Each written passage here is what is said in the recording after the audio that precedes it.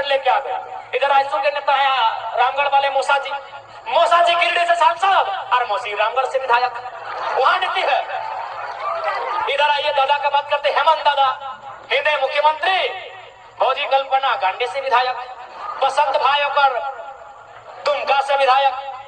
तो नेताओं के लिए नीति है। और हम भी बार बार यही बोले, अगर हमारी पार्टी से कोई विधायक बनने आए हैं तो भैया कलेजा लेके आइएगा, कलेजी है तो मत लड़िएगा, नहीं होगा। सीधे रास्ते से झारखंड में पॉलिटिक्स नहीं होगा, वही होगा। फिर हम जीतेंगे, 2 गो गार्ड आगे रहेगा, 2 गो पीछे रहेगा, वही चलेगा जैसा चल रहा है। 4 गो फार्म हाउस रहेगा, 1 गो घरवाली रहेगी, 2 गो बाहर वाली रहेगी, चलेगा। देखिए स्पष्ट कहेंगे, ये जो सिस्टम चल रहा है, इस सिस्टम से ना राज बदलेगा ना राज की तकदीर बदलेगी। इस सिस्टम में जब तक निर्मल जैसे नेता नहीं आएंगे, इस राज को नहीं बदल सकते हैं, आप नहीं बदल सकते हैं। अब वो आपको तय करना है, वो आपको तय करना है, ये राज्य आपका है। हमने अपने 2 साल का एक्सपीरियंस आपको कहा, बकायदा हमने कोयलांचल और कोल्हान में क्या काम मालूम है, हमने कोयलांचल और कोल्हान में तो वोट देने का बात ही नहीं किया। हम बोले नहीं, हम लोग यहाँ तो विधायक सांसद बनने का बात ही नहीं करेंगे। हमने कोल्हान और कोयलांचल में एक ही लाइन कहा कि आप हम तो हमारे 2 नहीं, तीसरे बच्चे को पैदा कीजिए, 1 को डॉक्टर बनाइए, 1 को वकील बनाइए, लेकिन तीसरा को बिरसा और निर्मल की तरह तैयार कीजिए, नहीं तो आने वाला दिन कोई आपकी नहीं सुनेगा। ये बात हमने क्यों कहा मालूम है? आप भी कहेंगे पढ़ा लिखा लड़का और वैसा बोलते हैं। हमने ये बात तब कहा जब धनबाद जिला के पूर्व डीसी ने, डीसी यानी जिला का सर्वोच्च पदाधिकारी, उसने क्या कहा मालूम है? कालीचरण महतो नाम का एक आदमी जो घोली गांव का रहने वाला है, उसका जमीन जबरदस्ती कोई कब्जा कर रहा था। वो शिकायत लेके गया डीसी के जनता दरबार में। बताइए डीसी का क्या भर्सन था मालूम है? सुन के आप चौंक जाएंगे। डीसी ने कहा, अरे तुम लोग का तो बहुत जमीन है, 2-4 एकड़ कोई ले लिया तो क्या हुआ? डीसी का बाप का जमीन था भाई। तब हमने मजबूरी में कहा कि कोयलांचल वालों, कोल्हान वालों, जब डीसी आपकी नहीं सुन रहा है, एसपी आपकी नहीं सुन रहा है, एलआरडीसी आपकी सुन नहीं रहा है, तो कौन बचाएगा? कौन बचाएगा आपको?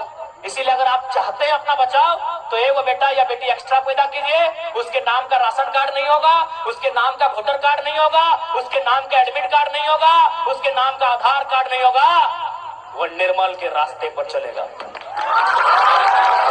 कानून बना, क्या उस कानून को हेमंत सोरेन मानते हैं? मेरा एक ही सवाल है।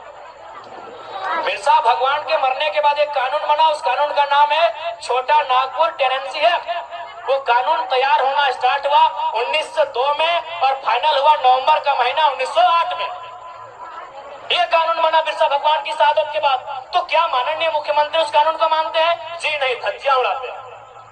उस कानून की धज्जियां उड़ाते हैं। उनका जमीन रांची में, उनका जमीन रामगढ़ में, उनका जमीन बोकारो में, उनका जमीन धनबाद में, उनका जमीन दुमका में। 5 जिला में हम जानते, बाकी आप जानिए, बाकी आप जानिए, बाकी भैया आप जानिए। देखिए आज लोगों को हमसे हालत इसलिए खराब है कि हम सरल शब्दों में लोगों को बहुत गहरी गहरी और रहस्यमयी बातों को समझा देते हैं। जो बातें उलझी हैं उन बातों को सुलझाते हैं। इसीलिए आज हमें लोग जानते हैं कि ये लड़का लीडर तो है, साथ में टीचर का काम करता है। और समाज में आप लीडर पैदा होने दीजिए, टीचर पैदा मत होने दीजिए। इसीलिए लोग इतना केस करता है हम लोग के ऊपर। एक सिंपल सा बात है, हेमंत सोरेन आदरणीय मुख्यमंत्री बड़े भाई उनको बोल रहे हैं बिल्कुल बिरसा भगवान के सिद्धांतों को नहीं मानते। अगर मानते हैं तो चलिए आपसे कहेंगे, आपने चीन वैसे भी आदिवासी का ही जमीन खरीदा, अभी कितना करोड़ों का था। बोकारो वाला तो पेपर भी देख लीजिए, कटिंग 20 करोड़ बताया जा रहा है उसका अनुमान। आप उस आदिवासी परिवार का जमीन वापस कीजिए, हम मानेंगे आप आदिवासी हितैषी भी हैं और आप बिरसा भगवान को मानने वाले भी हैं। तो इसलिए अगर हम लोग सरकार में आते हैं तो देखिए मेरा जो दिल कहता है, हम भी चूंकि किसान का बेटा है, हमारा कौम भी जो कुर्मी का अर्थ आता है कोड़ना, कोड़ना यानी मिट्टी कोड़ना, तो हमको भी लगता है चाहे आदिवासी की समस्या है, चाहे गैर आदिवासी रहे, मूलवासी रहे या ओबीसी रहे, किसी की रहे, पहली समस्या जमीन की है। आज हमारी जमीनों को जबरन कब्जा किया जा रहा है, आज जबरन हमारी जमीनों पर फैक्ट्री लगाई जा रही है, आज जबरन हमारी जमीनों पे सड़क पार किया जा रहा है। इसलिए हम लोग सबसे पहले जमीन कानूनों को सुधार करेंगे। अगर जमीन रहेगा तभी हम जिंदा रहेंगे, नहीं तो किसी रेलवे रेलवे प्लेटफॉर्म में वो कटोरी लेके क्या बोलते हैं, गुलगुलिया। हालांकि माफी चाहते हैं शब्द के लिए, लेकिन जो सच्चाई है कहते हैं वो गुलगुलिया कोई बंजारा बोलता है, वही हमारा और आपका जीवन होगा। क्योंकि गुलगुलिया कोई नदी के किनारे पैदा नहीं हुए हैं, गुलगुलिया आकाश से टपके हुए लोग नहीं है, ना ही धरती को चीर के आए हैं। किसी और नर और नारी ने उनको जन्म दिया है, और वो नर नारी उसका भी कहीं खेत खलिहान होगा, उसका भी कहीं बाग बगीचा होगा, लेकिन आज उसके पास नहीं है। शायद इसी प्रकार जैसा आज हमारे साथ हो रहा है, उसके साथ 100 साल पहले हुआ होगा।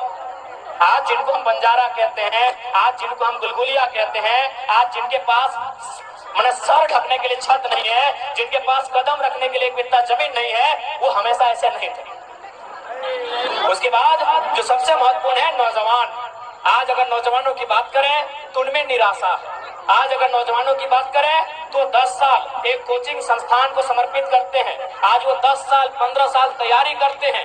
कोई धनबाद में, कोई हजारीबाग में, कोई रांची में, कोई जमशेदपुर में। किसी की आंख की रोशनी चली जाती है, चश्मा चढ़ाना पड़ता है, किसी का पेट बाहर आ जाता है। देखिए सबका थोड़ा थोड़ा आ गया, किसी का पेट बाहर आ जाता है। देखिए किसी के बाल आधा घुस गए हैं, उड़ गए हैं, चेक कर लीजिए। किसी के बाल सफेद हो जाते हैं, लेकिन इंतजार में रहते हैं कि एक परीक्षा हो। अगर परीक्षा को लिखेंगे ना तो कोई दिक्कत नहीं है, बाल नहीं भी रहेंगे, पेट फूल भी जाए, मोटा भी जाए, लेकिन घर परिवार चलेगा। एक नौजवान को सबसे ज्यादा चिंता अपने स्वस्थ शरीर की होती है, लेकिन अपने स्वस्थ शरीर को हम लोग गला देते हैं। क्या गलत कह रहे हैं? एक 18 से 25 साल के लड़के को पूछा जाए कि पहली प्राथमिकता क्या है, वो कहेगा मेरा शरीर है। एक 18 साल से 25 साल के लड़के या लड़की से पूछा जाए कि तुम सबसे पहले क्या चाहते हो, अपना शरीर को चाहेगा कि हम फिट रहें, सुंदर रहें, अच्छा रहें, बलशाली रहें। लेकिन आज वही उम्र हम लोग खपा देते हैं, कहाँ? हजारीबाग के कोचिंग में। वही उम्र हम लोग खपा देते हैं, कहाँ? जमशेदपुर में। वही उम्र हम लोग खपा देते हैं, कहाँ? धनबाद में। और परिणाम क्या होता है? 7-8 साल बाद परीक्षा आती है। परीक्षा का नाम लेते हैं सीजीएल जेएसएससी। 28 जनवरी 2024 को हम लोग वो एडमिट कार्ड हाथ में लेके एग्जाम देने जाते हैं। रांची की बहन जमशेदपुर जाती है, जमशेदपुर वाली दीदी गढ़वा जाती है, और 2 घंटा बाद पता चलता है, घर आते आते रास्ते में पता चलता है पेपर लीक हो गया।